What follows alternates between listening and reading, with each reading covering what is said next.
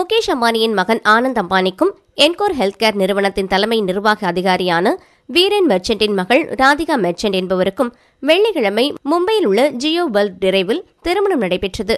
அதனைத் தொடர்ந்து ஞாயிற்றுக்கிழமை திருமண வரவேற்பு நிகழ்ச்சி நடந்தது.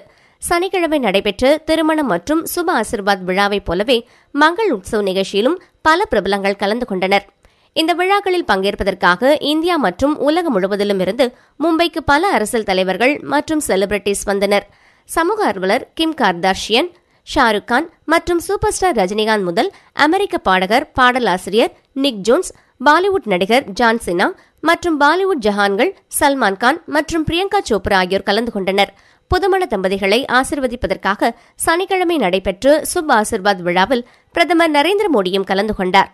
மேற்கு வங்க முதல்வர் மம்தா பானர்ஜி, முன்னாள் மத்திய அமைச்சர் ஸ்மிருதி இரானி, சிவசேனா தலைவர் உத்தவ் தாக்கரே, மகாராஷ்டிரா துணை முதல்வர் தேவேந்திர பட்னாவிஸ் போன்ற அரசியல் தலைவர்களும் ஆனந்த் அம்பானி திருமணத்தில் கலந்து கொண்டனர்.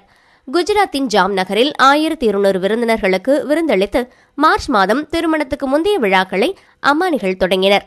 சங்கீத் விழாவின் போது கனடிய பாடகர் ஜஸ்டின் பீபர் கலந்து கொண்டு நிகழ்ச்சியை விறுவிறுப்பாக்கினார். ராதிகா வீரன் ஷைலா மெர்ச்சன்டின் இளைய மகளாவார். ராதிகா இப்போது என்கோர் ஹெல்த் கேர் குழுவில் இயக்குநராக பணிபுரிந்தாலும் ராதிகா பாரம்பரிய நடனமான பரதநாட்டியத்திலும் பல ஆண்டுகள் பயிற்சி பெற்றுள்ளார். இந்த திருமணத்தின் பட்ஜெட் சுமார் 700 கோடியை தாண்டிவிட்டதாம்.